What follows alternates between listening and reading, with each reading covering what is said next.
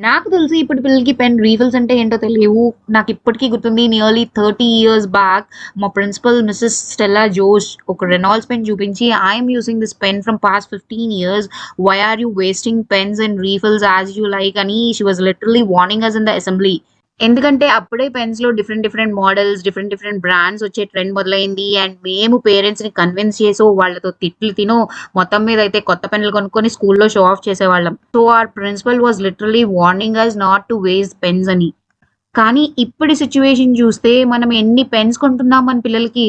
ఇంట్లో సిట్యుయేషన్ వదిలేయండి. నేనైతే ఒక స్కూల్ టీచర్‌ని అండ్ ఎవ్రీ డే నేను స్కూల్ డస్ట్‌బిన్‌లో నియర్లీ 10-15 పెన్స్ అయితే కంపల్సరీగా చూస్తాను. If this is the condition about one section, then what about the class? What about the school? And what about the whole city? నాకైతే ఈ డిస్పోజల్ పెన్స్ ఎన్వైరన్మెంట్ ఫ్రెండ్లీ కాదని చాలా అనిపిస్తుంది. సో, వెనెవర్ నేను మా పిల్లలకి పెన్స్ కొనడానికి స్టేషనరీకి వెళ్తే తప్పకుండా అయితే డీలర్‌తో క్వెషన్ చేస్తాను.